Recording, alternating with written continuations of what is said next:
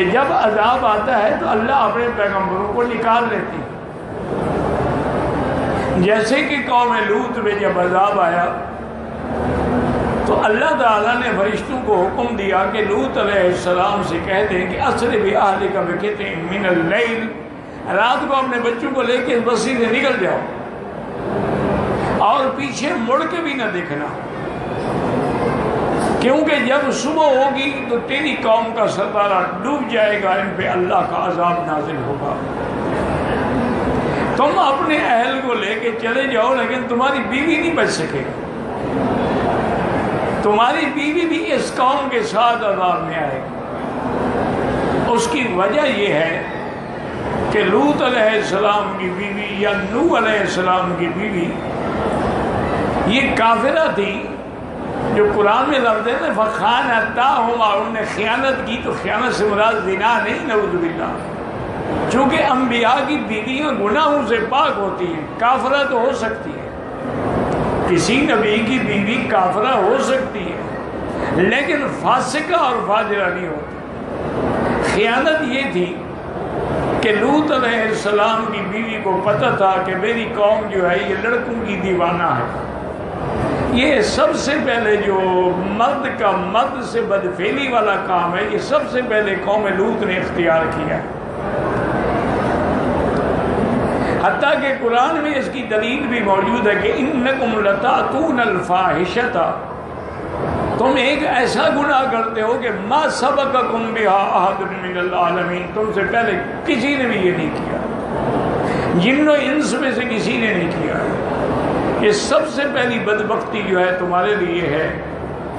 لیکن افسوس سے کہنا پڑتا ہے کہ آج امت محمد مصطفیٰ بھی اس لعنت میں مبتلا ہے.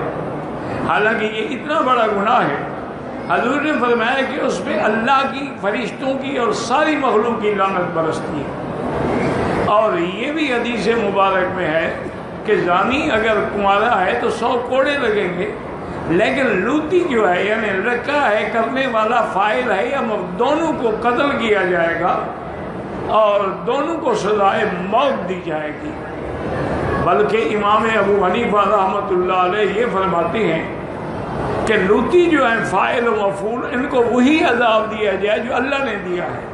کہ اللہ نے حکم دیا تھا کہ ان کی بستی کو اٹھا کے اوپر لے آؤ پھر اوندا گرا دو، تو ان کو بھی کسی اونچی جگہ سے، کسی مسجد کے مینار سے، کسی پہاڑ کی چوٹی پہ کھڑے ہو کے گرائیں اور اوپر پتھروں کی بارش کریں. یعنی یہ اتنا بڑا جرم.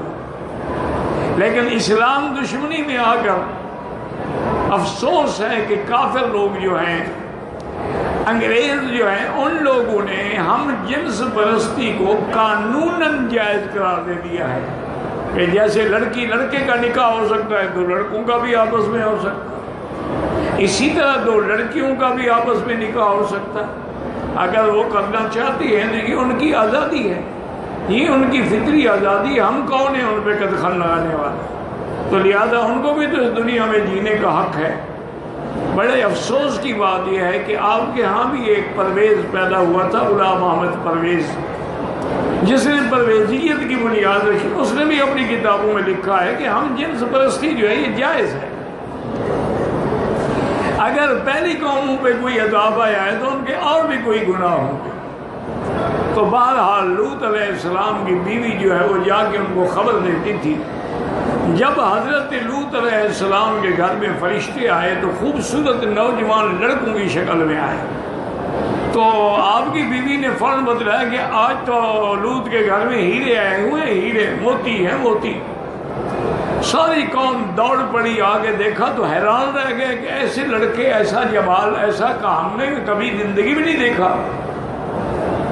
تو انہوں نے لوط علیہ السلام سے کہا کہ یہ ہمارے حوالے کرو.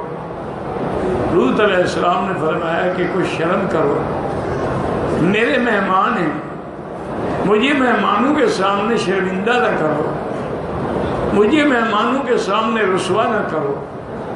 اگر تم اتنے شہوت سے بیزار ہو چکے ہو تو تمہارے گھر میں بیویاں موجود ہیں جو میری بیٹیاں ہیں، اپنی ان بیویوں کے ساتھ جا کے اپنی خواہش پوری کرو. انہوں نے کہا نہیں، مارنا فی بناتک من حق، ہمیں عورتوں سے کوئی غرض ہی نہیں ہے.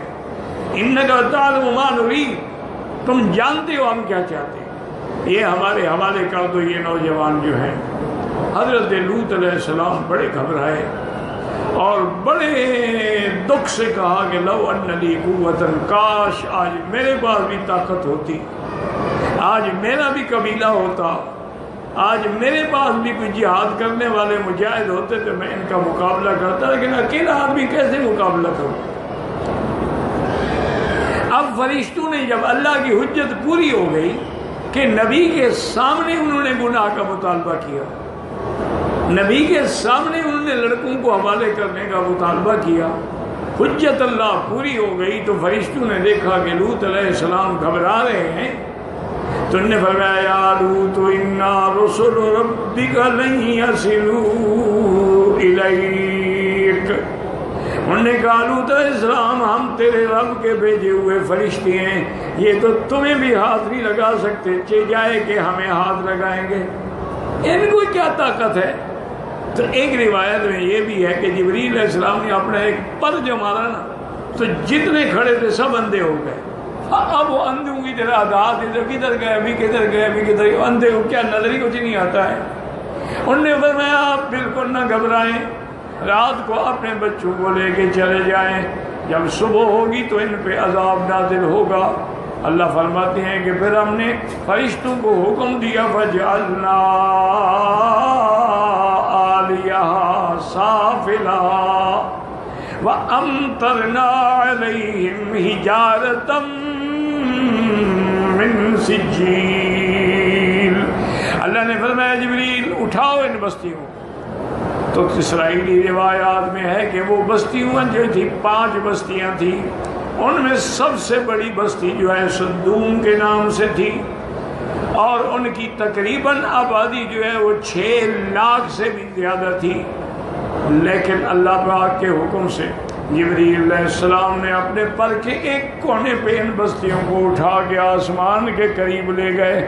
اب پوچھا مولا کیا حکم ہے؟ فرمایا ان کو الٹا کرا دو زمین کو، یہ بھی تو لڑکوں کو الٹا کر کے بدفعلی کرتے تھے، ہم بھی ان کو وہی سزا دیں گے جو ان کا عمل تھا۔